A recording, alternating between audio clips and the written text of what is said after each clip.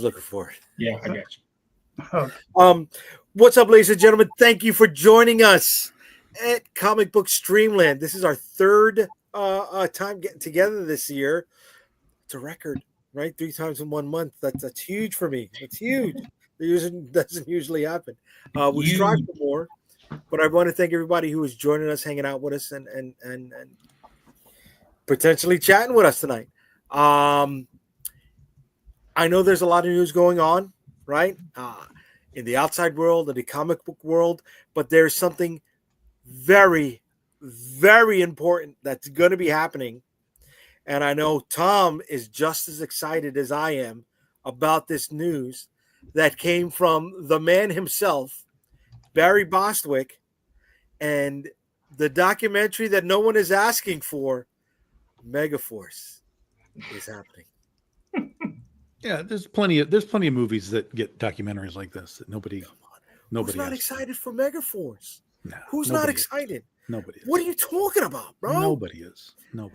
Bro, you are. Megaforce is the G.I. Joe what Beastmaster was to He-Man. It was the movie they couldn't get the license for, but it's going off, man. Come on. Nobody but cares. Sorry, Barry. Nobody cares. Conan? There's 8 people that care, and 7 of them worked on the movie, and Jay's the other one. Yes. Dude, they came up with the finale on the fly. If anybody knows Megaforce, at the end of the movie, that's not a good thing, Jay. That's a fucking great thing. It's not a good thing. If you're like, we're making this movie and we don't know how it ends, that's a problem. Dude, when the lead actor says, just put wings on the end of the motorcycle and I'll fly into the plane's cargo bay. He just ripped off Battlestar Galactica. They had flying motorcycles in Battlestar Galactica. They did? Yeah. But they were in Galactica space. 1980 had flying motorcycles. Oh, I didn't watch that. Did you guys watch that? You're telling me that Megaforce is the shit, but you didn't watch Galactica 80? We have problems now. There's disruption in the time-space continuum. Dude, by the time Galactica, you know what? Galactica was reruns for me when I was catching on to it. Right? I didn't see it. Look, I'm the youngest in the group. Fellas. I would think that would be Marvin, isn't it? No, Marvin is already at the half century mark. Yes. Still got months to go. Yes. Man, he was so much younger than you, though. Then you motherfucking then there's Tom, and then there's the geriatric Jim Valentino. I mean JD Calderon.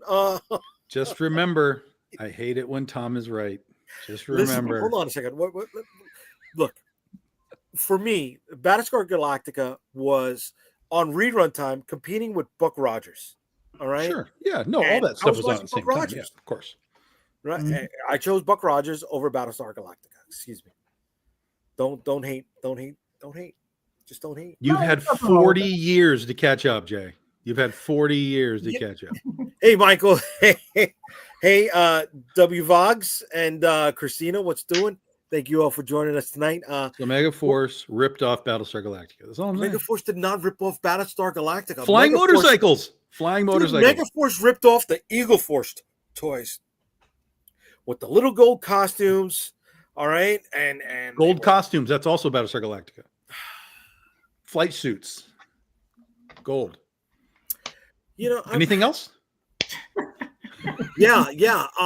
They didn't have repainted tanks that were 1970s porno wagons. Okay.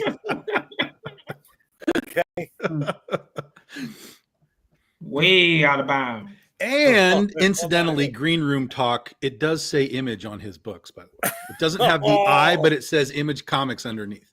Oh, it says Image Comics underneath. Yeah. Okay. Yes. Michael, don't do this to me, Michael. We're here, dude.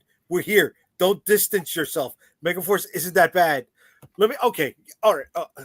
You guys know, if you had the chance, would you watch Megaforce or Jim Cobb? Anything else? You'd watch Jim Cobb over anything Megaforce. else? Anything else? Are those the only two Man, options? that's like saying, am I gonna eat shit sandwich 1 or 2? No. Yes. Yeah, is No. it shit sandwich or is it just shit sticks? Like it's one or the other. Yeah, you see It's- the No. presentation One is has everything. corn. One has corn and one One doesn't. has corn, the other one has Yes. nougat. What Yeah, the- yeah. There you go. Right. No, And you I know think what? the You know big what? fat pass on both of them. Gymkhana doesn't have corn. Megaforce is full of corn. No, I would say Gymkhana is full of corn. No, Yeah. Gymkhana is trash. Corny.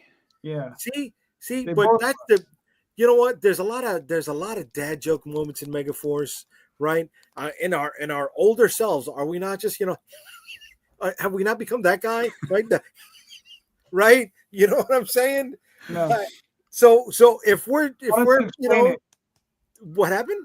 Why don't you explain it? You were asking if we understood. Well, no.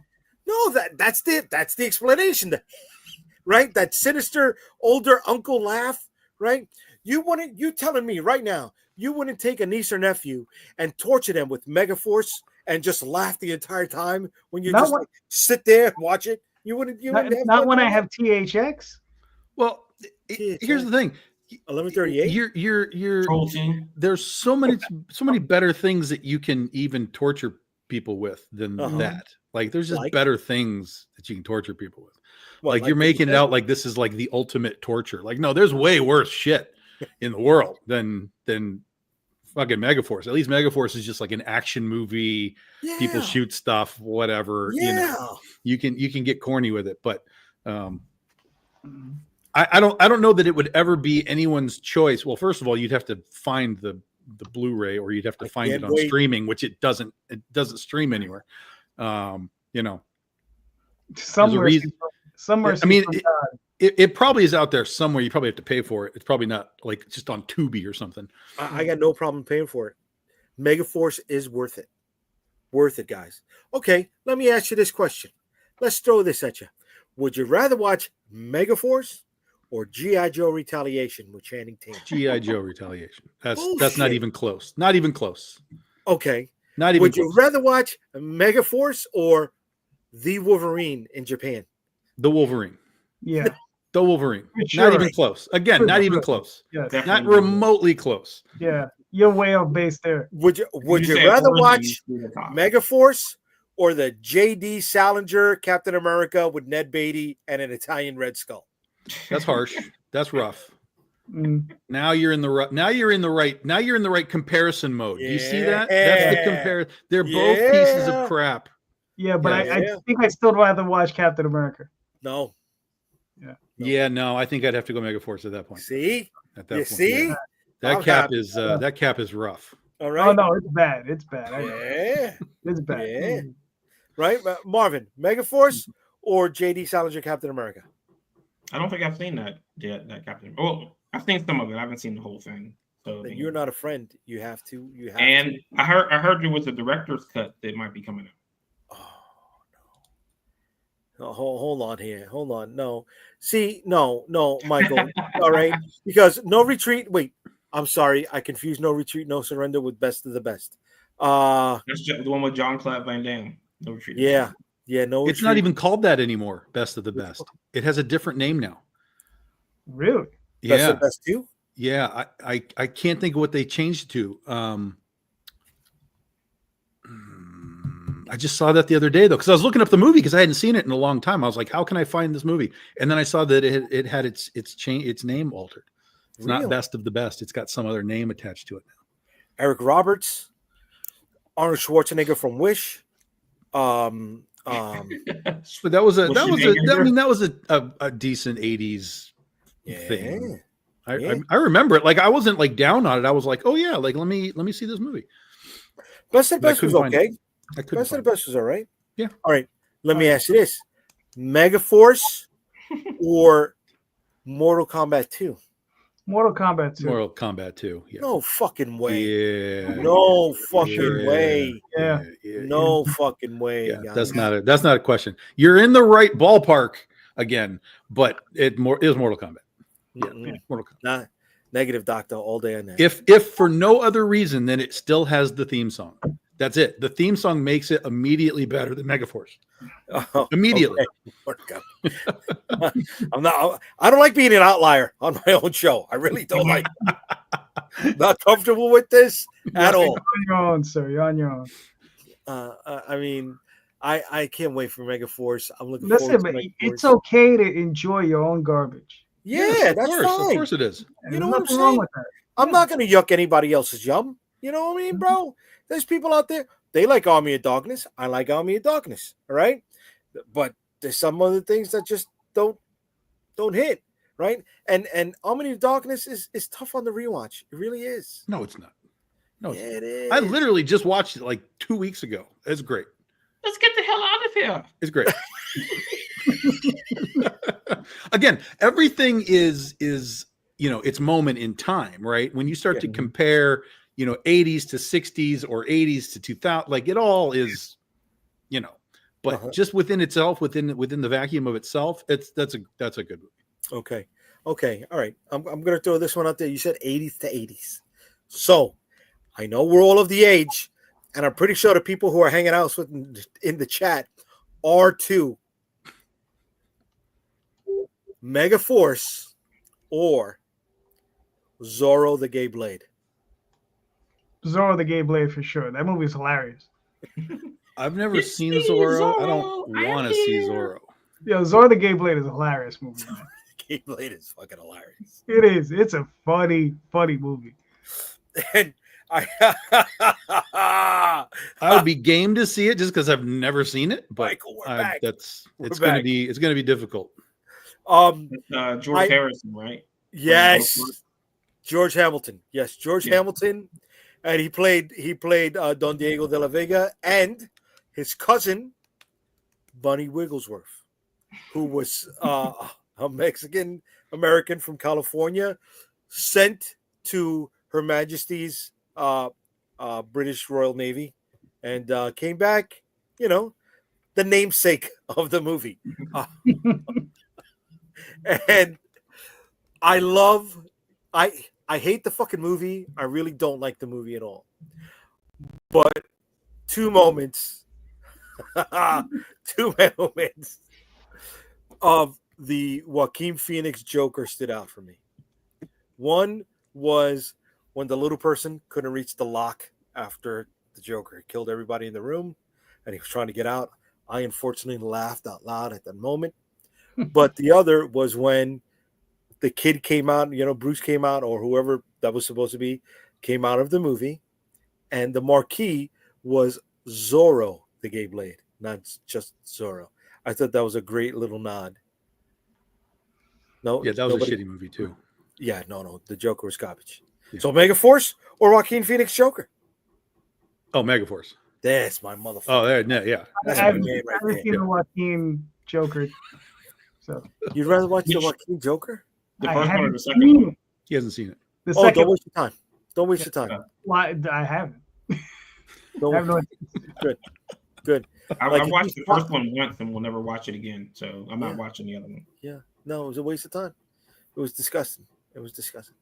Okay. We did the 80s. So I won't compare it. But 70s. Warriors or Escape from New York? Oh, I'll just poke my eyes out. Really? Warriors. I don't give a Warriors. shit about either of those movies. Really? Yeah. Warriors because I'm a diehard New Yorker. I understand why Escape from New York is what it is for its moment in time. I think it's just an overrated thing. Okay. That's all. Yeah, it's not one of my favorite Kurt Russell movies. Is it Kurt Russell? Yeah, Kurt Kurt Russell. Russell. Yeah, it's not one of my favorite Kurt Russell movies. Like I'd rather watch Big Trouble in Little China. Well, that's top 3 for me, Kurt Russell. Yeah. Big Trouble in Little China, Thing, and Escape from Thing. New York. Right? Tombstone? Oh my God. I stand corrected. I'm so sorry. Stargate. No, Stargate, nah. I like But Stargate. Tombstone is in my top 5 of all time. Mhm. Top 5 all-time movies. Yes. I apologize. But Kurt Russell was part of an ensemble in Tombstone. Yes. Right? Yeah, but he was the guy. He was the guy. He was the guy. It was a Wyatt Earp movie. The But yes, you're right. You're right. Bone Hawk Tomahawk. Bone Tomahawk was good. No, But- it wasn't. Stop it. I Stop couldn't get through Stop it. Bone I watched- Tomahawk is a terrible movie with a Slow. crazy fucking moment that everybody remembers, and they're like, "Yo, what is Which moment? the moment?" I don't want to spoil it. The The moment. upside down moment? Yes, Yeah. like Okay. wild moment. Like people Yeah. lose their shit Yeah. about that. But the movie to that point that's a garbage movie. See, but it was a setup movie, right? It was Of course, cringeworthy. but you got to and they have bored you to death. yeah. Yeah. And then Yeah, by the that's time why- I got there, I was like, "That's all you got?"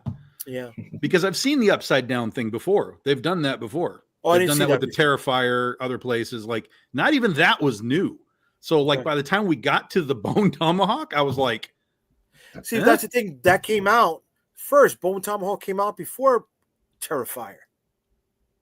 before the It- second one, because that happened in the second one. Oh, definitely before the second one. It just gained popularity recently. I don't care about when it gained popularity. I would care about when it actually came out, because I thought Bone Tomahawk was relatively recent-ish. No. Bone Tomahawk, I think, was 2015. Terrifier 2 was Is it that old, really? Bone Tomahawk? yeah, Mhm. yeah, pretty So sure. back to the Warriors. Because it's real new to quick. me, but So Yeah, have you ever seen the new Suspiria? no. No. Is it Suspiria? Yeah, there's an ending. The end of that movie is like that. Like the movie Yeah, itself Bone is Tomahawk was 2015. Wow. Yep. Yep. and then the new Suspiria has an ending where it's like, oh, like it's the sort of thing I can watch the ending I can watch a couple times, just not the rest of the movie. Suspiria. I'm sorry, I'm not familiar with that one. It's a remake of an old, what, Italian movie, yeah. 60s movie? Oh, okay. Yeah, 60s horror movie, yeah. Okay. And Terrifier 2 was 2022. Yeah. I had no idea that Bone Tomahawk was that old. Yeah. I had never heard of it until it like popped up on Amazon or something. Right. Me too. Me too. But it was very Well, cringeworthy. So in that situation, that makes me even more happy though, because I hate Terrifier 2. So now that I know that Terrifier 2 just ripped that shit off the other way, that makes me even happier about hating that movie. I haven't watched the sequel yet because I found the first one boring. Oh, the first one's awful. The first one is, well, Jesus, if you didn't like the first one, you're out. Just don't even bother. Yeah. The second the one, first I one- was like, the first dude, what one are of we what? doing? And I haven't seen the Terrifier. third one. Terrifier. Yeah. See, but I- I love the lore of Terrifier. It all started from an anthology way back when, right? All Hallows Eve. Yeah, but the lore of its creation is not equal to the lore within the film. That's the problem. Like I okay, enjoy, like I know what you're talking about. Like this is where it came from. This is how it was created. Like that's cool. Like I get it. Like that's cool. And but it was then what was kickstarted. actually given to us in the films, Mhm. yeah. And I know a lot of guys that like it. They just literally tell me like, dude, it's terrible, but we just love that it understands that it's just a gore movie and it just goes. And I'm like, okay, I accept that premise. But I'm, for me, I'm 53 years old. I've seen all this shit before. So I need a little more than just like I'm lopping people's, digits off. what guys? What was the competition to Terrifier? There was like another clown face guy that he wore an orange tuxedo, but he was just as sadistic. Whoa, I have no idea. I don't know. Yeah, The only other clown I know is he. is it? No, there was another one, and I remember I keep seeing this one scene that pops up in reels. It's that clown face guy in an orange tuxedo suit, and he corners a lady in a bodega or 7-Eleven or something like that, The Jester? And the cops are here. Yeah. and the cops are there. The I Jester. don't know. I think that is Jester. Yeah. I think that's right. Jester. Okay. I've seen some stuff, but I haven't seen the movie, so I don't know. Okay. Yeah. No, I didn't see it. And I guess it's not as good as Terrifier, right? I haven't seen Terrifier, so Can't be worse. The first one is terrible, so I mean, skip to the second one. Of Jester, you've seen him? No, Terrifier. It's Oh, No, Terrifier. Yeah, no, Terrifiers are bad. Terrifiers But are again, Terrifier 1 was kickstarted, guys. I think it raised somewhere. Yeah, between- again, I accept the creation of it and everything. It's just not. There's not enough story in it for me. It's just, and literally, I've had people tell me like, we know there's nothing here. We're just here for the gore. We're here for the effects. We're here for that stuff, which is fine. I'm like, okay, cool. But there's just nothing else for me. Like even if I watch it, I can be like, all right, that's fine. But I would all right, never if watch you it can again. if you guys can accept Terrifier for it being a gore fest, Yeah. Why can't you accept Megaforce for being a stunt fest?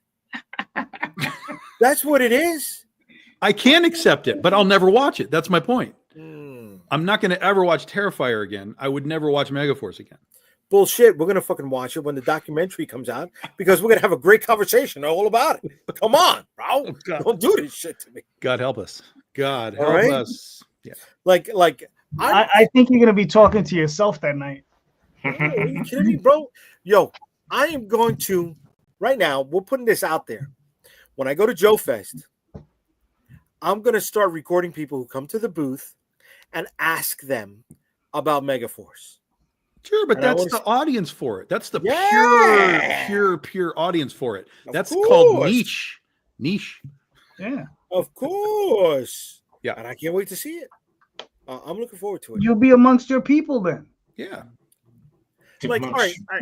And as a parallel, did any of you guys like the documentary for the Galaxy Quest movie? I never saw it. Didn't Yeah, I see it haven't either. seen it. I like the I like movie, the but I movie. haven't seen the doc. Who the Yeah. fuck am I talking to right now? You know what I'm saying? I like I you watched- guys. I watched the Like, trailer. People two who actually read documentaries. comic books and don't have time to watch every documentary that comes across the oh, stop it. The documentary was like 6 or 7 years ago, man. All of them are. Yeah. All of these things are like 10 years old. Remember 10 years ago we made a movie? Yeah, we remember. I know.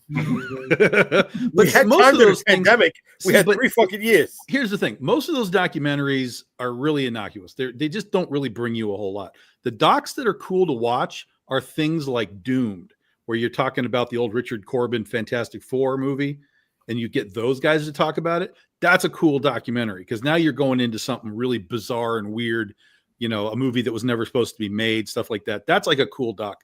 But to just be like, hey, we made a movie and it was popular and we're going to do a documentary, like, okay, that's fine. Oh, but Galaxy Quest wasn't popular. Yes, it was.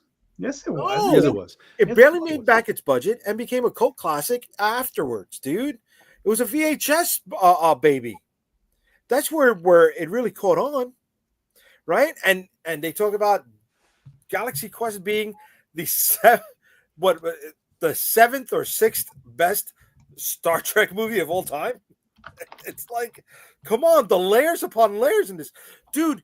You've got No, Galaxy Quest horror- came out in 1999. It couldn't possibly be a VHS baby. 1999. Yes, it was. Well, DVD. Yeah, DV. Okay, Home theater. Home. I remember selling VHSs when I was the manager at CVS. I mean, there probably were some people that still Okay. had those things, sure. But but at that point, it was still like DVDs were coming out. But it's a great documentary. You had Sigourney Weaver doing another sci-fi role and having fun that she had fake boobs on And it because doubled in it. Alien. They Dude. showed her little. It doubled its box office. It spent its first 9 weeks in the top 10 at the box office. It was a popular movie. Yeah, Yeah. Was it 'cause supposed? that's what I remember. Yeah. It was a popular movie. Like it wasn't gangbusters, but it was a popular movie. Well, it spent 9 weeks at number one. What movie does that now? No, 9 weeks in the top 10. Oh, in the top 10. Okay. But it only grossed what, about 42 million. No, that was its budget. It grossed 90 million. It grossed doubled 90 its budget. Okay. Yeah. Yeah. Okay. So it was popular. I'm not saying, again, not gangbusters. It wasn't like a phenomenon Well- upon that, but So the documentary for that was good. sure. I Okay. don't doubt that. The documentary for Doom. Well, now wait a second. Did you say Doom or Dune? Doom. Doom. Doomed. It's called Doomed Oh, because it Doom, was the about Fantastic Doctor Four, Doom right. in the movie that Okay. couldn't, Yeah. all that. Because I mean, all if that you've ever seen the documentary for Dune with Jodorowsky, now that's a good documentary. That is batshit fucking crazy. Just like the movie was going to be. It's nuts. Yeah. Because he worked with Mobius and he worked with a bunch of other people to try to bring that movie to life before he ended up selling it off. And there was a whole bunch of stuff with it. I mean, that's a really interesting documentary. Who didn't work with Mobius? Right, When- when they were trying to develop sci-fi movies, right? Well- Because I remember Mobius not on the stands in comic shops, but on a spinner rack in a Barnes and Nobles or Walden Books. Excuse me. Yeah. That was my introduction to him, and his style stood out to me. Mhm. But then watching these documentaries on 80s science fiction films, I saw how Mobius had hands in so many different. That's one of the things that happened. If you watch that documentary, the Dune documentary with Jodorowsky, you'll find out that the guy who produced Alien, right, worked on that movie along with Giger. Okay. Also worked on that movie. They came from that and went to make that movie. A lot of the stuff they accuse, or they might have said that Blade Runner might have had some stuff that they lifted out of this book that they produced, because they say it was the first time that they had done like storyboards, but like really in-depth storyboards. And you got to see some of the stuff that Mobius came up with, the way they did it. They had this massive book. It was about this. It was like this. And they laid out the entire movie because they were trying to sell it, right? And the stuff they did was groundbreaking. They said some of the stuff that was in that book ended up in Star Wars. Some of it ended up in Star Trek. Some of it ended up in Blade Runner. Some of it, because it got spread around all throughout Hollywood. Everybody took a look at it, and everybody took whatever pieces they wanted from it. So, I mean, that's an interesting documentary. If you ever get a chance, I think it might be on Amazon Prime or Netflix. One of them has. What's it called? It's Dune, but look for Jodorowsky. That's his name. Jodorowsky. Okay. Yeah, it's probably on TV. Alejandro Jodorowsky. All right. I don't mind documentaries. Documentaries are good. No, I like I think some are documentaries. good. Just depends on the documentary. Like, I want to see the Galaxy Quest documentary. I just didn't know it existed. Yeah, I had fun watching the Future Shock Future documentary about 2000 AD. Yeah, That was I was watching it the other day, and all I could see was Neil Gaiman. Oh man. Because what it is if you pause it, his picture shows up like on the pause screen. I was like, damn. That didn't age well. Damn. Yeah. But he cut his teeth on 2000 AD also? Yeah. Okay. Okay. A lot of people did, man. It's just one of those things. He's a British creator. What do you want? So 2000 AD, one of the popular books of yesteryear. I mean, is it still being published today? Yes, it is. So it outlasted Heavy Metal, and it outlasted What? What is the book that was kickstarted recently? Metal Hurlant? Metal Hurlant. That's the French version. I don't know if they've continuously published. I don't know. All right. So 2000 AD, distributed by Diamond UK, I'm assuming. Probably. Right? And that may be the only thing that survives in the near future if it's purchased. Mm-hmm. When if Diamond hits the drop dead date of April 1st that was announced, how do you guys think it will impact us as independent creators? Do you think we will thrive, or do you guys think we will It won't affect us because we're not in Diamond. struggle to survive? See, but there are ramifications. There's collateral damage. Explain. Yeah, I mean, I agree with Tom. Like, it doesn't directly affect us. Okay. It affects, I mean, I don't know how Tom feels about it because he was in Diamond for a while just recently, right? So I mean, Yeah, well, I mean, technically I'm in Diamond with AP, but Right. it's a minuscule, thing. yeah. But Okay. I had plans to this year to move in that direction, but there goes that. Okay. And that's pretty much it. It's just okay, so now I have to rejigger and move in another direction. Okay. But that's Somebody in our group here is in Diamond, right? And somebody in our group has ponied up cash out of his own pocket, and is now possibly being pushed to the side. Marvin, can you talk about that a little bit? Yeah, I mean, I think that it's fringes. So the people at the bottom of the list are the ones that's going to suffer for this because. Excuse me. I wanna give a little bit more direction on this. I want to also talk about maybe some of the unpaid invoices, Yeah, sure. and Look at how that may be affecting, your future and building new projects or continuing new projects. Right. I mean, everybody saw the top 30 list. I was in the top 30, of course, because they don't owe me millions of dollars. But still, like everything is cash money when you don't have it. So, like I said, the people at the bottom, and there's no telling how many people are on that list beyond the top 30. Because to me, it seems like anything in the fourth quarter wasn't paid. So that goes all to bankruptcy filings, and then anything after the date that they were filed bankruptcy will be paid forward because they have cash on hand. So anything that was solicited after the bankruptcy date, I don't remember what day that was, and early in January, but those were getting paid out. But anything before that is kind of lost revenue as far as I'm concerned. Right. I don't see anybody who wasn't owed millions of dollars getting anything out of it. Shit. And then we also have, Tom was talking about AP, and Ben Dunn from Antarctic Press made a statement earlier today about where they stand with things. I'm going to read it off quickly to everybody here after I just lost the fucking piece that I had prompted for quite a while. Way to go. Way to go, guys. Way to go, Jay. I'll never talk about Calderon not having a producer ever again. You need a producer. Shit. All right, here we go. Earlier today, Ben Dunn talked about it. So it's now about survival. The fallout of the Diamond bankruptcy has yet to be fully felt, but it is coming, and it is going to be a doozy. Much like the atomic bomb going off in Hiroshima. No one expected it. The devastation was immediate, and the fallout will be felt for months to come. Who will survive the fallout remains to be seen.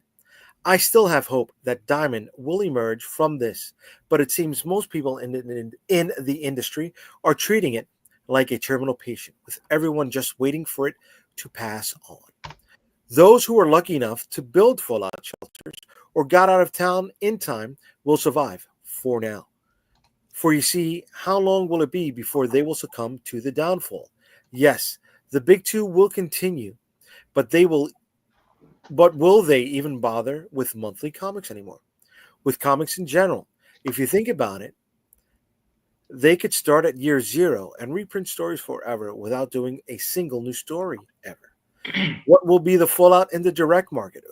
Will comic stores go the way of blacksmiths and buggy whips?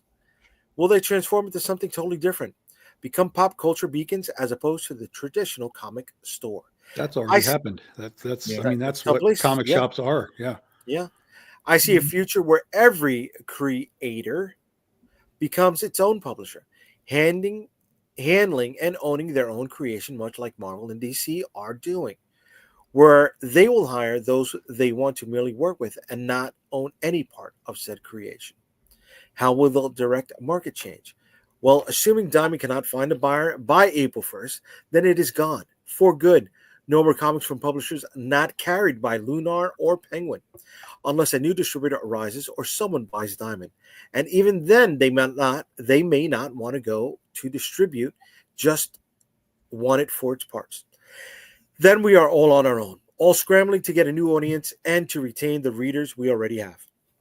In some ways, this may be a brave new world, a world where the crowdfunding sphere is a paradigm, and the potential readers from all over the world can not only look at Kickstarter, Indiegogo, FundMyComics, Zoop, and other crowdfunding as the new distribution network. Maybe someone will come up with a crowdfunding model for small publishers, where they can have their own sections with no gatekeeping. The monthly catalog that people can now go to check out of the latest offering from new and established creators. I see a time where these crowdfunding sites may offer special sections to established creators to offer multiple items at once, like the publishers of old.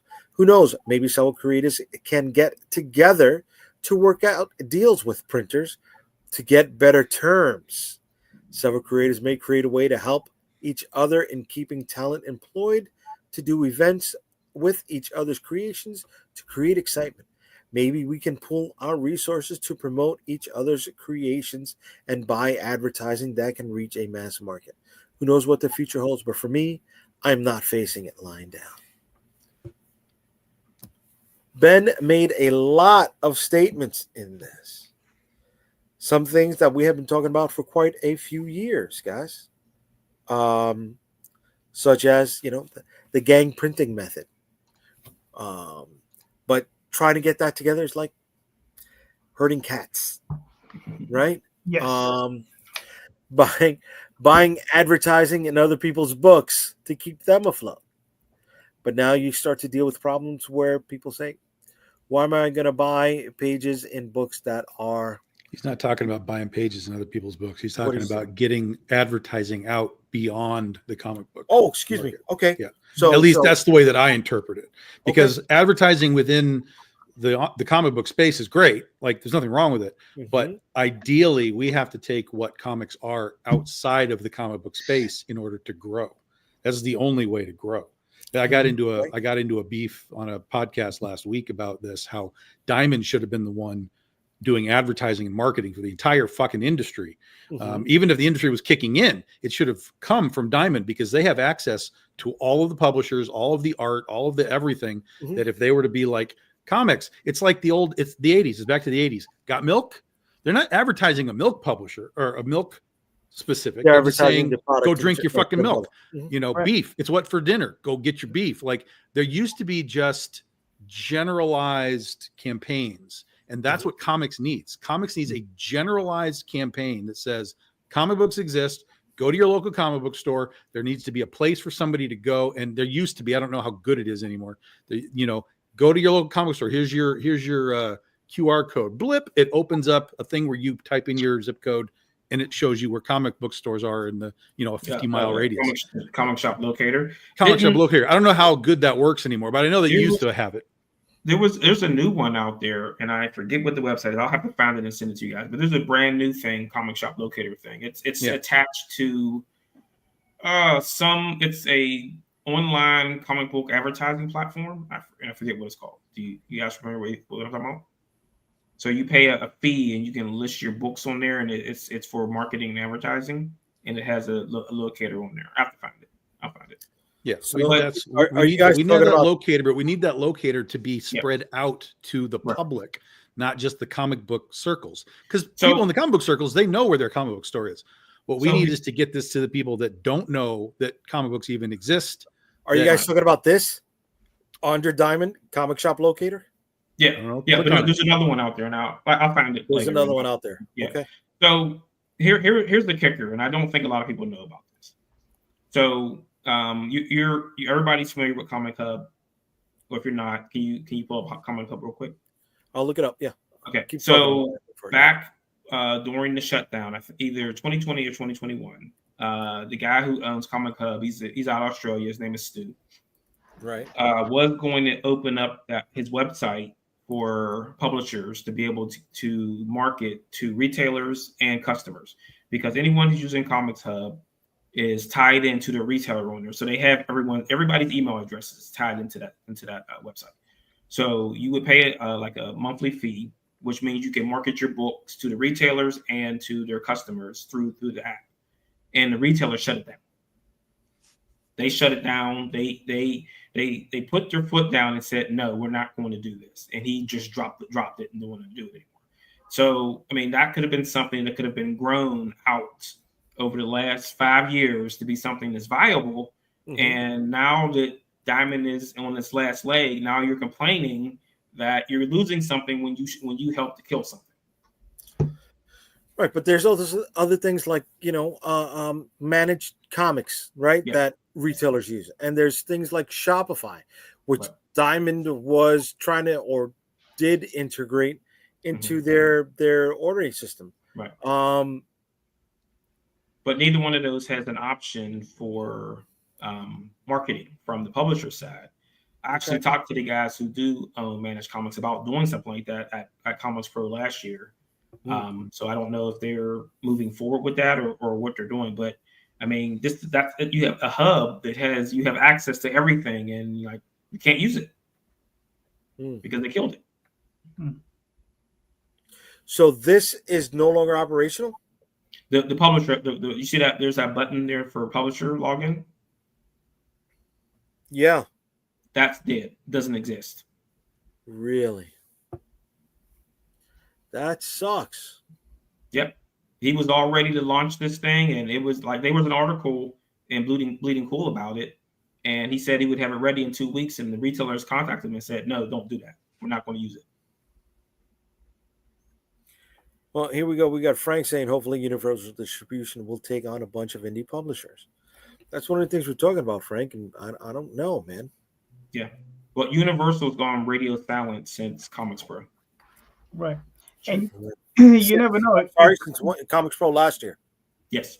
Yeah, but you never know. They could just be going radio silent because they're planning, and they're not going to announce anything till they actually have something solid. Mm-hmm. Which I said that, like I said, they had planned to move to get a warehouse in the central part of the United States last year. So I mean, Comics Pro is coming up next month. So I'm pretty sure next Monday. Next month. Next month. Okay, I'm sorry. Yeah, it's in California. So we're not going to be able to go to that one, but they do have a virtual component, and I'll when I get that information, I'll share it with you guys if you want to attend. But I'm pretty sure that all the discussions is going to be about that. Right. So I want to bring this up, something I shared with you guys earlier today, because Frank in the chat brought up Universal, right? So this was something that was published out of the Baltimore Banner on January 23rd, right? That's a newspaper in Baltimore. So Diamond received $41 million in debtor in possession financing, which it will use to meet obligations to associates and suppliers, according to Diamond News, to a Diamond News release. Universal Distribution, a Canadian competitor, has also taken steps to acquire key pieces of Diamond. A Universal affiliate has offered $39 million stalking horse bid for Alliance Game Distributors, according to the release. A stalking horse bid. Yeah, but that's all they want is the gaming side. They're not interested in the comic side. For what an asset of a bankruptcy of a bankrupt company will be sold for. Universal also signed a non-binding letter of intent to acquire Diamond's European distribution division. Right. So it says nothing about indie comics here in the States. And that was as of January 23rd, guys. But I mean, like I said, that anything could be going on in the background. They could be trying to find extra funding, what the liquidation is going to be, what's it going to be worth once everything's liquidated. Like if they came to Diamond and said, "Hey, we've got $1 million," I mean, I'm pretty sure they would take it. But I mean, once you think they take it, or you don't think they take it? Oh, they would. Well, I mean, why would you? Listen, if you're 2 months away from just saying bye, take a bid and give it to somebody else. Walk away. Make it their problem. Comics Pro, okay. There, the link for Comics Pro is in the chat. Thank you, Marvin. But there are some benefits to buying the whole kit and caboodle. Tom, you weren't with us yet in the green room, but there are some parts of the framework that may seem useful if they can get it for pennies on the dollar. Right, Calderon? I think we brought up some of the things like Gladstone, what is it? The Overstreet Price Guide. They have the materials of the boxes and the supplies section of their company. Right, perishable items, right? I believe the toy portion of the company is part of Diamond. What is that? Diamond Direct? Diamond Select. Right. They do still have a warehouse in play, right? Right. They still have a warehouse in play. And they do have a massive retailer list. I mean, I don't know what that's worth, but you know, hey, it takes time. It takes time to sign people up. Yep. Right. And if you can, in one fell swoop, spend a couple bucks, more than a couple bucks, yeah, to get your hands on all those direct accounts. Right. How much is it worth to you? Here's a good one. Michael said, "Can you pop up Michael's about the got to find online places for iPublic or get him?" So here's the funny thing. That Marvel Rivals game is generating more money back to the comics than those movies are. You can unlock comics in the game. Yeah. Good. Yeah, but that's not unlocking retail comic sales. No, That's digital stuff for them. it They is. are driving people to comic shops because Oh, I don't believe that for a second. Yeah. I don't believe that for a Because second. you're- I believe that there's probably a small percentage, just like Yeah. there's always a little bit of a percentage when the movies come out. There's always a little bit of kickback, but it Right. generally lasts a few months and it's gone. Right. I was saying is that it's not going to last forever, but you're almost getting that tiny young audience back into the fold, and now you're going to screw them. Well, no, that for the most part that won't even affect what you're talking about because Marvel's going to keep going because they're distributed through a different place. But one of the problems is I was going to refer to Free Comic Book Day. Oh, sure, yeah. But then here's the other thing: people are coming in going, "Oh, Marvel Rivals, like this shit looks cool," and then they go in and see the comics and they're like, "This isn't it." Yep. That's just like the movies. This isn't the movies. This isn't Tony Stark. None of this is what I know. So once again, they have something that's popular that they have no way to truly transition an audience into. Like if anyone at Marvel had any sense whatsoever, they would have had a Marvel Rivals comic book ready to go when that thing launched that was based on all those designs. Right. And you would have been able to easily have people be like, "Do you have Marvel Rivals?" Yep, there it is. Right. Fucking hell. I mean, who's to say it's when are not we going to happening? learn? Who's to say it's not happening? But it's not here. Where is it? No, definitely not here. Definitely not here. Right? They're spending probably, too much money. That's what I'm saying. They're always 4 steps behind. Right. If they had any sense, when had Iron a Man bunch of- 1 came out, they would have had comics at the movie theaters to sell. Right. Yeah. Right. They had a bunch of new number ones ready for Marvel Rivals. There was a new Spider-Man number 1 and X-Men number 1 and Wolverine. Yeah, but those are just variant covers. Those but Marvel Rivals. that was their bright idea is that Right. we're going to try to capture this audience with these new number 1s. They'll pick it up and go, what is the heck is this? This ain't Wolverine. Yeah, I don't. The only time I ever saw some synergy with the comics was for Avengers. I don't know if it was the part 1 or part 2. Well, they used to do prequel stories to the films. That used to be a real thing. So they had these like one-shot things that you would read and it would lead into whatever the movie is coming. And they did that like a bunch. But that's just a one and done thing. No, but what I remember was during one of those Avengers movies, there was almost like a playbill when you go to at the theater. Sure. Right, and that's the only time I ever saw them do it out of any of the movies. Yeah, no, and they've never really quite done a that. few opening nights. They're more interested in selling and making money by selling popcorn buckets than again. The Marvel and DC don't give a fuck. This is what people really have to understand. They don't give a shit about this industry. Right. If they close doors tomorrow, Disney and Warner Brothers, not Warner Brothers, Discovery, they wouldn't even notice. They'd be like, all right, we're somehow probably saving money at this point by not producing this stuff. You know what I mean? Yeah. So it's really up to everyone else to figure out how to make this work. Image and, guys like Dynamite and, some of these larger companies. Because Marvel and DC just don't care. And they have continued to show how clueless they are in how to transition a general audience from the movies to the comics, from a video game to the comics. You can't just do variant covers. Right. That's not what the general audience would come in looking for. In most instances, they seem like they're ashamed of where the stuff came from. Correct. Oh, Marvin, you just said the quiet part out loud.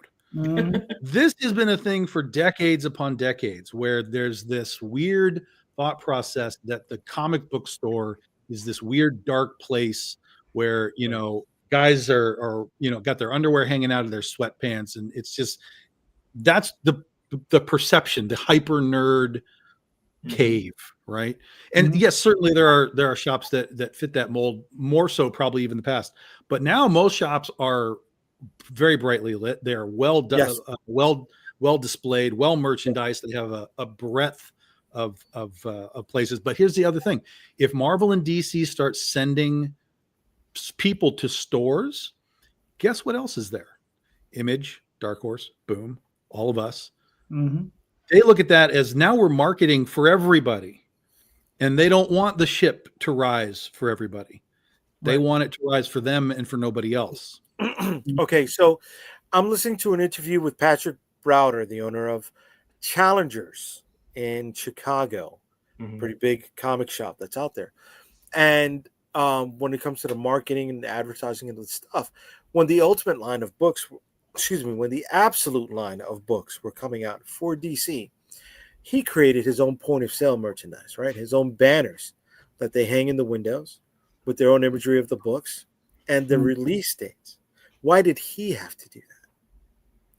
Why is this not something that the distributor... Same reason that's happened for the entire breadth of the industry. Like even back in the day, Diamond used to do what was called a co-op, so that you'd pay a little and then like the publisher would pay a little. But even in that, you're paying to advertise their shit. So versus Marvel just saying, here's a bunch of cool things for you. So based on my prior work history and experience in one of my lives, I've mentioned this many times, I was a beer vendor. I worked for a distributor here in New York that carried a portfolio of different beers. In the warehouse itself, each warehouse, there were 3 warehouses within New York. Each warehouse had its own printing shop that printed up its own banners to give to the stores themselves. That's a distributor. That's a small distributor. That's a distributor on a local scale that was doing business like this. Yeah, but the ROI on beer is much larger than the ROI on comic books. But they were still creating their own even and branding elements. Even when they wanted to send posters to a store, any publisher, but Marvel DC, here we send a poster to all the stores. Diamond charged them for that.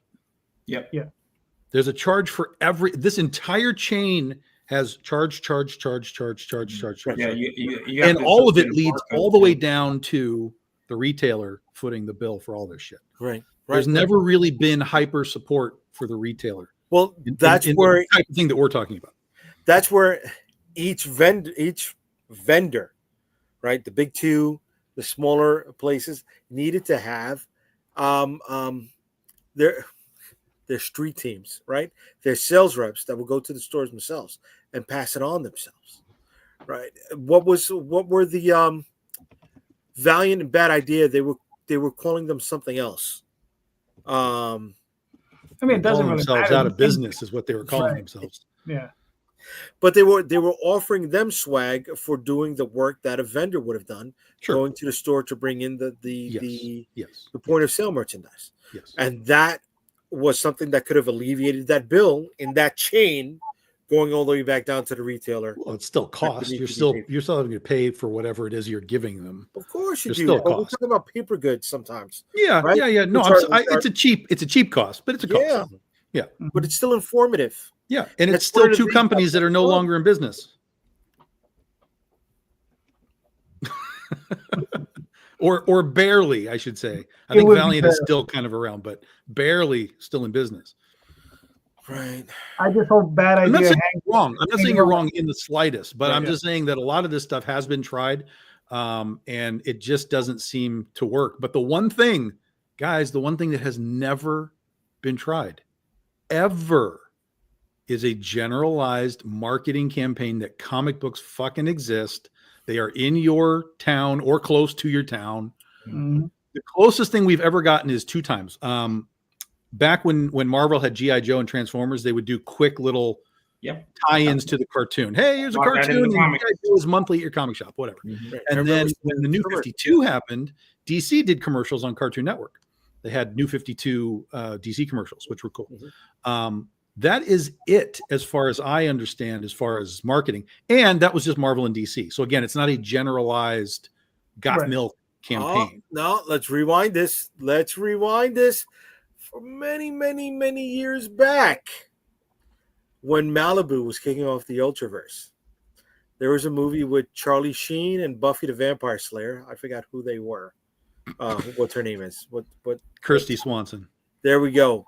where they were in a car being chased by the police, and there was a bus that they were behind for a large portion of the That's movie. product placement. That's not marketing.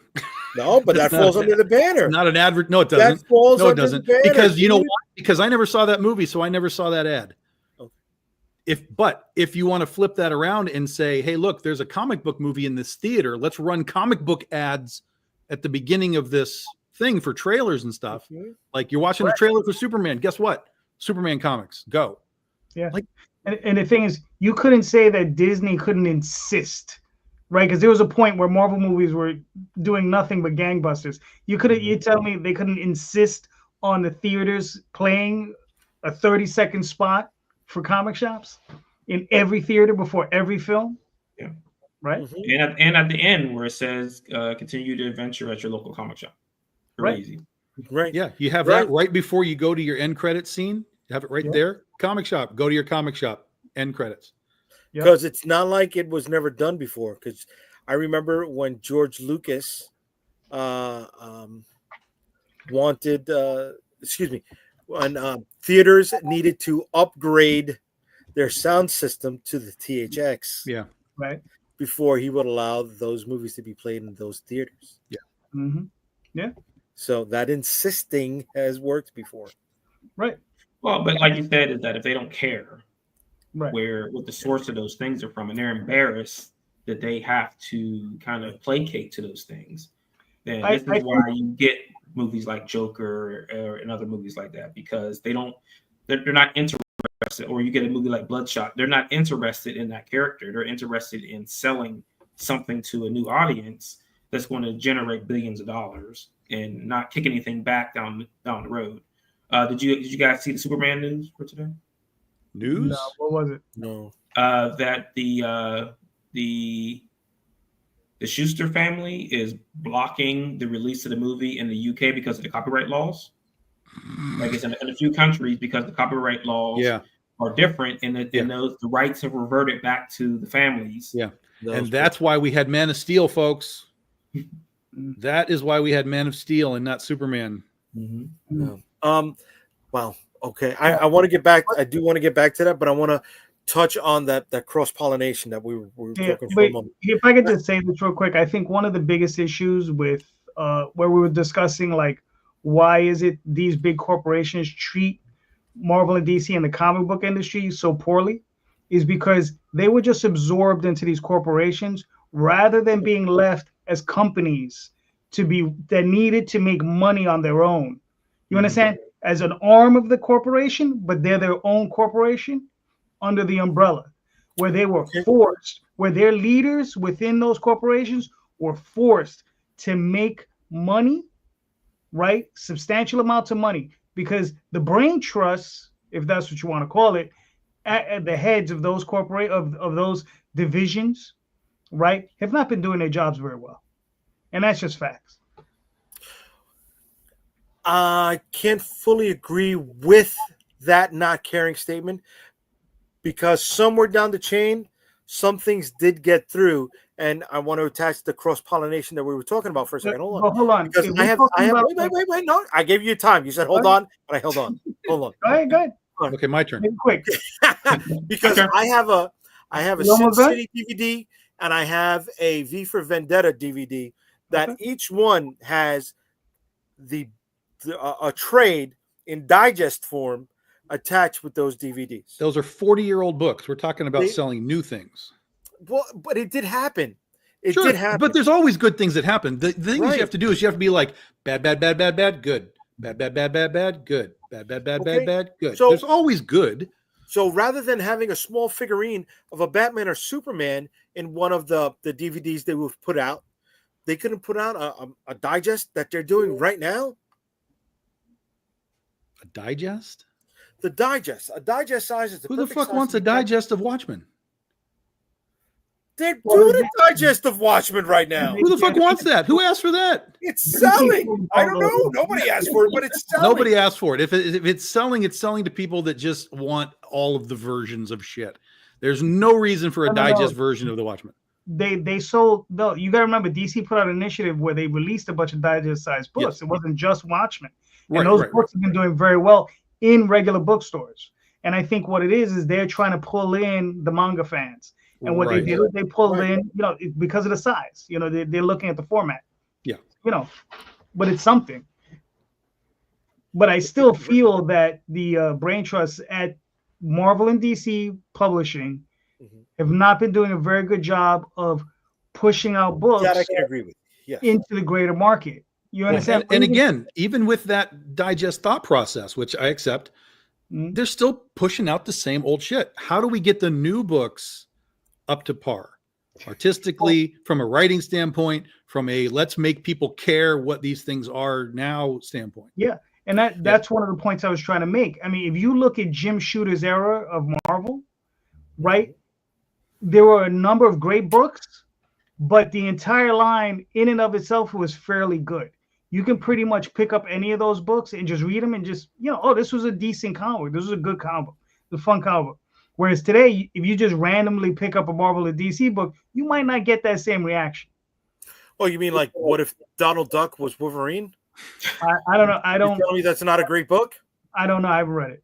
It It might be. no. You know what? It But see, has that's its aimed at a place. different market. That's a different market. Yes, That's it not is a different saying this is Batman number 827. But they use that to saturate the shelves, Yes, overcrowded, and keep other books out there. correct. Mhm. Correct. Well, All believe for me- it. Excuse me. But All for here's the thing, though. That type of book they can sell in the Disney parks and Yes. probably sell 200,000 copies of that book over the course of a year.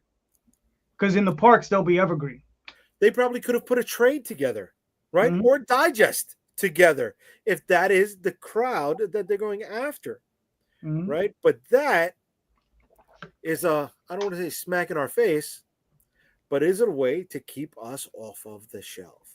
Everything now has the been. stores It's that been are that way ordering for that- decades. It's been that way Yeah. for decades. They've got less money to order better They books. don't want it there, and if they do something to market comic book stores, people become aware we exist. Right. They don't want that. That sucks. So for them, if Diamond goes away and takes a whole bunch of publishers with it, that just benefits them. That's more budget or shelf space in their eyes that the retailer can spend on them now. Yeah. 8 more Batman books. Mhm. 12. Right. 12. You gotta get to 12. and Mhm. that's oversaturated as well. Of Right, course and it it's- is. and Of course it And is. it's not sustainable either, because now you're just going to have more bins with books that no one wants. Not- How about you're also confusing the average comic book reader? What do I read? The Absolute, the Black Label, the regular continuity? Which one? Which one? Which one am I? Or because I have a budget, do I trade weight? Right? Which destroys the everyday Wednesday system. Trade waiting doesn't necessarily save your budget. Let me just tell you, from a person who just trade wait. It reallocates the funds for different time Right. periods. Because Okay. I ended up going from trades to hardcovers and Omnibuy. Oh, you fucked up, bro. I'm like, it weighs 15 pounds. I gotta have it. All right, so here we go. We got Michael. Instead of putting former writers in positions of power like publisher and editor in chief, they need people who are educated, experienced, qualified, and successful to be publishers and editors in chief. I agree with that, Michael, in more ways than one, my brother. I do. And he means for the big two. Yes. Yes. I mean, look, there are certain people that did earn their way up, right? I know people did not like Quesada at all. But he worked his way up. He went indie. He created his own line. He had a little segment with Marvel Knights. He built that up, and he leveraged that to the position of editor-in-chief later on. So he worked his way through that. He was also there overseeing it when they went bankrupt. He was. But So, he wasn't the only one in charge of the purse strings. No, of So course that- not. that's- Of course not. But if he's the guy, you have to the arrows point up. oh yeah, he And- took the and blame. Like, he's not there anymore, right? So, he's not- yeah. but Yeah. here's the funny part about it. That is that when they were going bankrupt and they were talking to Sony about Spider-Man, they offered them the whole entire Marvel catalog, and they said no, that we only want Spider-Man. Mhm. Well, flip that around a few years ago during the Sony leaks when Marvel could have bought Spider-Man back from Sony, but instead they helped to make the cartoon Spider-Verse, and that changed the whole course for that. So I mean, to go back to the original thing is that you can't flood the market with Marvel and DC books, because if people aren't reading those things, they're just going to walk away from the shop because they want something different. So what you're going to see is the fall off of a bunch more shops. They'll still keep flooding the books into those shops, and then those shops will close. And the only ones left standing will be the ones who have decided that they are a pop culture store, not a comic shop. Okay, but that still keeps us off of the shelves. I mean, Yeah, but we're already mostly off the shelf. The shelves, exactly. I mean, until an alternative form comes up that we can piggyback on, because that's all we've been doing is piggybacking on it, right? We're off the shelves. We're stuck with Kickstarter, Global Comics, Webtoons, so on and so forth. Drive-through comics. I want to go back a little bit in the chat over here. Comic cons, Those Yeah, are- damn right. Comic cons. Damn right. So hold And on. not Hold just- on. Save that answer, Tom. Save that fucking answer. Because we overlooked this. We overlooked this because that's a great answer for what Frank asked earlier, right? So what's everyone's plan for alternative bookstore distro? I have none, Frank. I have not had bookstore distribution for 8 years, other than just any store that wanted to deal with me directly, in which case I got them books. But so as far now, as let me set you up. Yeah. How do you handle reaching a new audience, Tom? Comic Cons,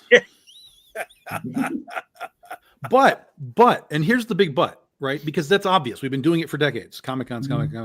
You can't just buy a table, put a shitty bed sheet on your table, put a few books there and some pull-up. You have to come in with like you are a valuable part of the con.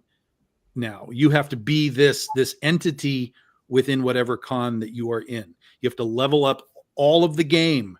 You have to stand up. You have to talk to people. You have to say, this is why I'm here. This is what I make. Put it in their hands. You have to talk to them. And I know that this is fucking difficult for a lot of people. It's still difficult for me. I've been doing this for 15 years. I am not a salesman, but I have found my way of doing it, I guess. But even for me, like we have upgraded everything that we've done. Better tablecloths. We have banners. We have the big stretchy, tall banners that are like 10 feet tall. Big images. We've got racks that we can fill so that the table doesn't look empty. You've got to start leveling yourself up and become sort of an event within the event. Yes. You have to make people care. So with anything.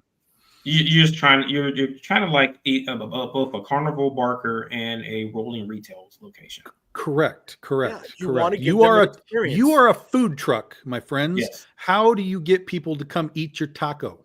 Damn right. Mm-hmm. You give them an experience. That's how I treat every show. Now, Marvin, you are in quite a few shops. Calderon, I will hit you up on this one. Let me get to Marvin on this.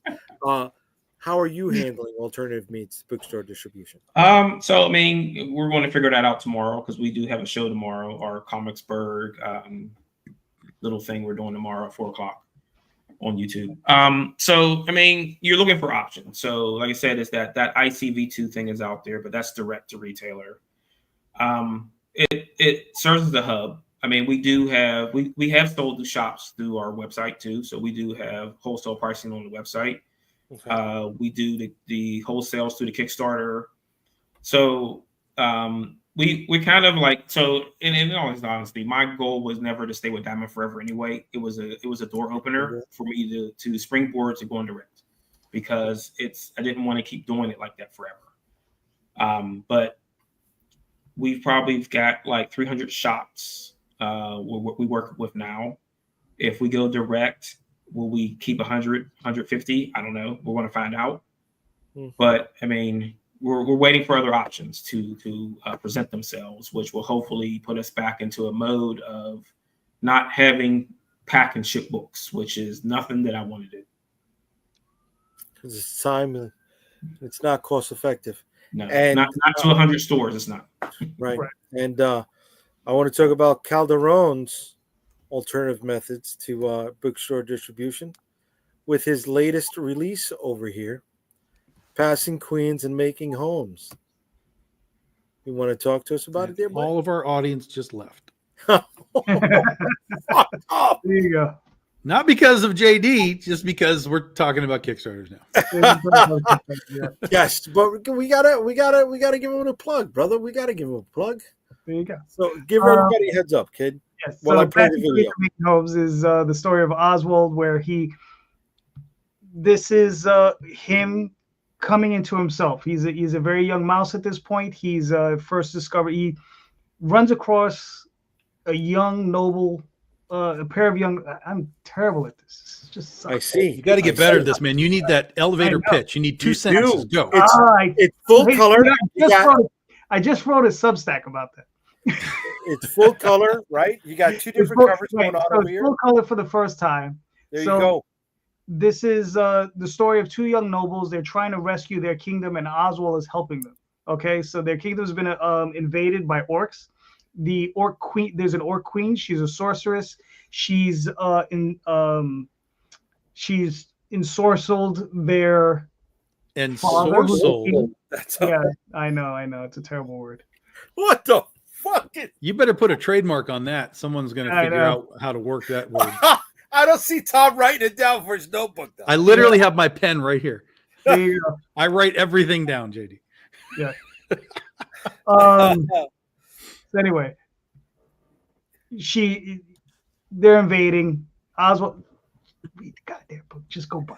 Oswald is your titular character, right? Oh my God, that's a real word. I did not come here prepared for this today. JD, I that's a real see. word, by I the way. see. This ain't you. It What's is, up, I know. bro? This ain't. And the thing is, this is your second time around the horn because dropping No, this this is not. This is the 4th time we're on the horn with this one. who colored this? This was actually colored by David Montoya. He's a former colorist he worked at Milestone, and he also worked Okay. at Broadway Comics. Okay, I Illustrated by remember that. Shooters, David other place. Yeah, All right, you got illustrated by 9 days to go. You're already Yeah. funded. You Yep. got 32 backers. Yep. All right, and you're taking a cue from Tom with the 2-week We did 17 days on this one. 17. Okay, We did 17 days. Days. 17 days. okay, 2.5 weeks. All right. Yeah. All right, brother, you're good. You're rocking and rolling. You're rocking and rolling. All right, everything coming out of this is gravy. Look at that, and Tom. We only lost 1 viewer, Tom. There you go. Ha! We're down. Well, that means to we 1 only viewer. had 1 viewer. No, it's because we had we two. had 2 viewers. We had 2 That's viewers if we You know, lost 1. Yeah. I really had hoped that by this point, StreamYard would have integrated Instagram into this because Dude, I've got people on StreamYard the hasn't Instagram- figured out to integrate it into fucking groups. Mm. I don't get this. Dude. Facebook I groups. mean, Like, what are you doing, dude? it's there. There's people viewing us, and I would love it to add to my count. But plus, I can't see when they comment. Yeah. Right? Oh, Because I correct. got to go to a different screen to see the comments. And Right. by the time I flip back and forth, the comment has already passed up, and I can't scroll up without the screen locking on me. Right. I mean, but how easy would it be for Facebook to block what they have going on right now because they want people to use their platform? Because they're coming up with their own version of TikTok too. Facebook. I don't know. Yeah. Why? They got that. They got Threads. They got WhatsApp. Yeah, but they Facebook got- doesn't let you do it to multiple places. Yeah. Facebook, you can just go live and then you can share it around, but it's still just one place. Mm. That's the advantage of StreamYard is you can be like, hey, 5 places if you're paying for enough. Right. But no, Michael asked for the link. The link is right here in the comments, brother. Yeah. There you go. So I enjoy. I know Michael's a big supporter of independent comics. He's out there in the front lines, and I know he's going to be coming up with something soon. So I can't wait for you to put that together, and you could come on here and talk to everyone about it. Everybody. Everybody. You know, Tom, how many campaigns are you doing this year? at least you don't 8. remember? Oh, At least bro, he had We the have- whole we have- menu. We have No, 8 no. planned, and then there's already 1 new one that's happening, potentially a second new one, so maybe 10. Gotcha. But a couple of them will be short, little like couple of days. I got Did two planned, maybe three. Did you get your You got to get those numbers up. Those are rookie numbers. I know. Seriously. Everybody do it with me. I know. I'm trust me, I really, really want to. Trust me. Yeah. But that puts other things at risk. But yeah, I know, Matthew. All right. Yeah, did you get your W-2s in the mail? No, No, because I literally got a stack of them. I did 9 campaigns, and it was like 9 W-2s no, in one stack. I did I was not. like, look at this shit. I did not, buddy. Yeah, they send them individually. Like, what the Yeah. fuck? You can't just put it all in one thing. Like, Yeah, it seems like extra hassle for them. Right. From Stripe Or make it just one report somehow. Oh, it's from Kickstarter. Kickstarter, yeah. in the mail. Yeah, I got them today. I was happy to get them because I could just scan them and send them to my account. Oh, let's see, baby. Yeah. Well, also you had to have made over $5,000 in the Yeah. prior year. Huh? Yeah, it's the same thing with PayPal now too. You'll get them from PayPal now if you made $5,000 or more in PayPal. Yeah. And Cash App too. Well, anything digital. Next year is going to be 3,000, and then eventually it'll be 600. I got to pull mine off of Stripe because my WooCommerce. No, I got 3. Stripe usually sends that in the email. I got an email from Stripe. I got to look. Yeah, so did I. But they didn't list everything. That was weird though. So I was happy I got the physical ones. Yeah, I got Stripe, Apple Pay, and PayPal on the WooCommerce, accepting it on the website. Yeah.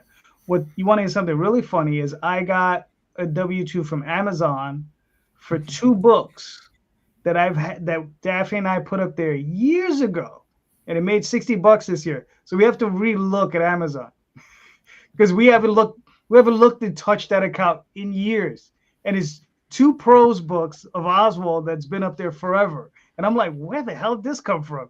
And then they send us another letter that they have a check that they're holding for us to send out. So that's something that I said many times.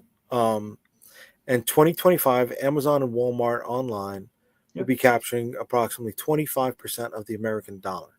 Mm-hmm. Why are we not jumping on that before anybody else does? A lot of people already there, and there's no reason not to jump on it. But it depends what you want to do with it. You know what I mean? You know, I want to generate another stream of revenue. That's what I want. Yeah. I wanted to say something horrible, but I'm not gonna. You probably will eventually. That's how you are.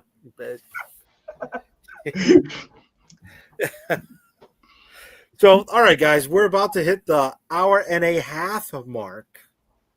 So before we wrap this up tonight, is there anything that you guys want to bring to the table?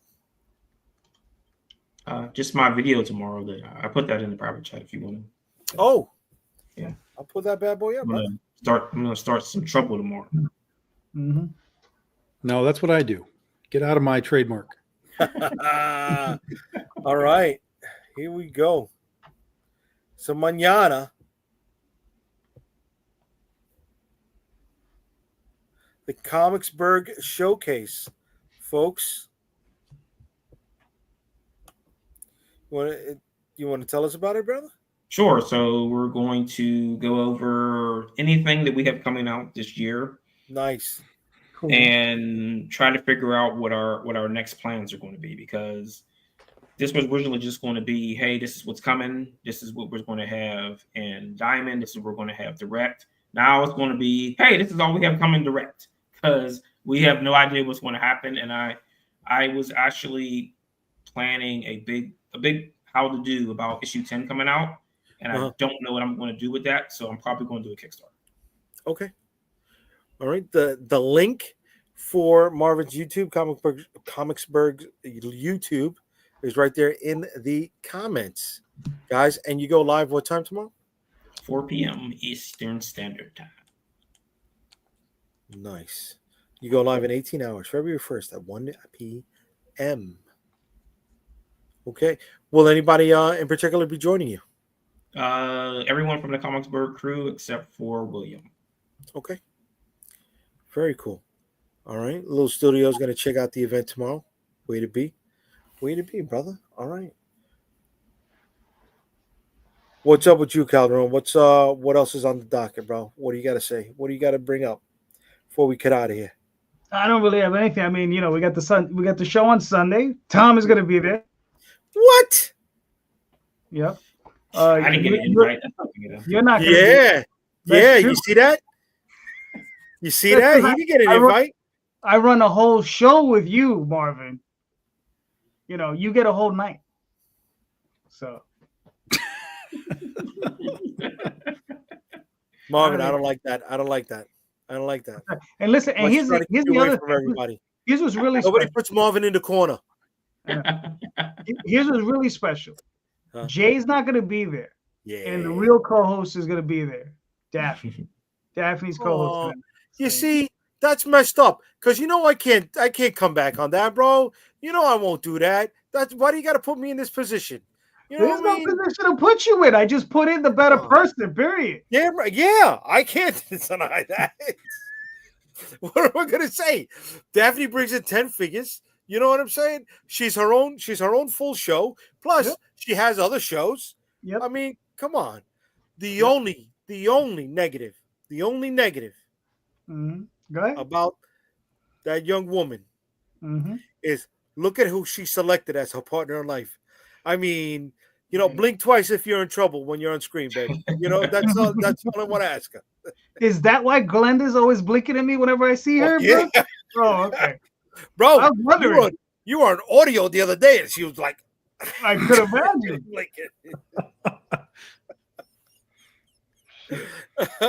Just promise me we're not going to talk about Diamond tomorrow. Well, Sunday. Not tomorrow. Or Sunday, I mean. Sunday. I can't promise anything. Because that's over. That's over with. There's nothing to talk about. No, it's not.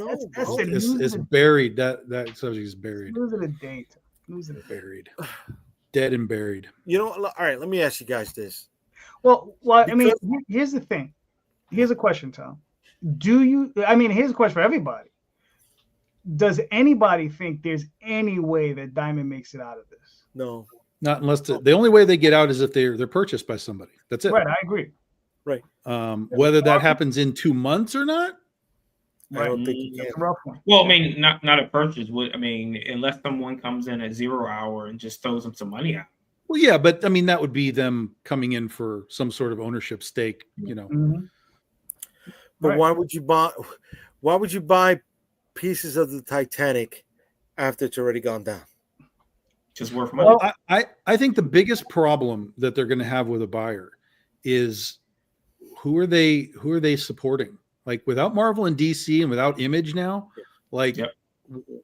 what That's is the the kicker. business without those large quantity sales? That is the kicker. Yeah. And Yeah. and when you have a whole bunch of these publishers, I don't want to be the dick, but there's a bunch of these publishers that are putting themselves out of business. So if Diamond's like, hey, we'll help you do this, and then they're like, well, we're just going to fuck up and die anyway. Like, this is a really bad, vicious circle that's happening. Mm-hmm. Right. Like Mad Cave and Vault announced that. No, they're pulling out. Today they announced. Come on. And Tomorrow. Yeah, and their plan is to do direct sales. Well, that was Volt. Yeah. Mad Cave, I think, signed with Lunar. Oh, they're already in with Lunar. Okay, Yeah. yeah. So if anybody that's with Lunar, they're over there. But anybody that's not, that's the guys we have to talk about. It's the guys that aren't with Lunar. Those are the ones that they have to figure out their way. Yeah. It's hard for me to say I don't care that Diamond is going down because I do have friends that own shops. No, we should all care. Right. It hurts. No one. Don't make this mistake here, because without Diamond, I wouldn't be here. They gave me the opportunity to be Big Dog Inc. and do what I do. I'm not anti-Diamond at all. But the problem is just that the way that the business works now, and with all of the big accounts gone, Right. the value of Diamond to somebody to come in and buy it and facilitate not distribution for all of these small pie guys. It's not to say that you can't make money there, but that's such an erratic group of small pie companies Right. That, like I said, there Scout is just about to go away. Aftershocks going away. Action Labs going away. Like there's companies that are killing themselves. So if you're there to say, "Hey, I'm here to save you guys," and then they're like, "Well, yeah," like I think Titan's already moved on. Who? Titan. Titan. Okay. Massive is they signed with Lunar, but they didn't do. I don't think they did exclusive. I feel they shot themselves in the foot multiple times. Of course. Yes. And in my opinion,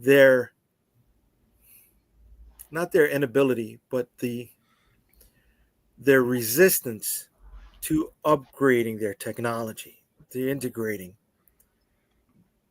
really hurt them more than anything else. Besides the biggest accounts, besides the biggest accounts leaving, but failing to realize how independent guys like us could have been ambassadors that Tom was talking about earlier, right? As a collective, in talking about our books in shops, we would have also been talking about Diamond and bringing them revenue and been proud that we had been there. And that could have been seen as a beacon for them, right? That not as a loss leader. I don't think why not? Look at us. Hey, get my book on Kickstarter. How many times are we saying that? How many times are we putting up Kickstarter? All right. Let me look at Marvin. How many times had he come on here or on other shows and shown his page on Diamond and the final cutoff day? So if they had us on there doing this on other shows, how many times could they have been promoted, right, through us being ambassadors and raise their awareness? I don't think that would have changed anything. I do. I don't think that would change. Tom, do you think that would have changed anything? Well, it would all have to be strategic. Like it's everything is so splintered, and that's the problem. We literally need a consolidated effort of comics exist beyond this shit. And not even Image was doing that. Like Image should have been the guys doing that. Like, hey, look, fuck them Marvel. This is what we do. Come get this stuff. They never did it either. Everything was always co-op with the retailer, which is fine. That's a start. But again, that's all just such tiny little bitty regional stuff. But you said it right. They need to be consolidated. They were that. They were the lightning rod. Right? They were the center of this. That's what I said. Diamond should have been doing this. They should have been. Yeah. Anyways, guys, thank you for hanging out with us tonight. Everybody in the chat, I wanna say thank you for keeping us live, keeping us going, for hanging out with us as long as you have. Everybody who's watched us on YouTube, Facebook, and Instagram, thanks for spending that time with us. For those watching us on the restream, please say something. Say what's up. Talk about us. Look for these guys' books. Help promote us. Because without you guys, we're not going to be surviving as well as we can. All right? Have a good night, everybody. And Have a we'll good see night, you everyone. Good night. Yeah. Sunday.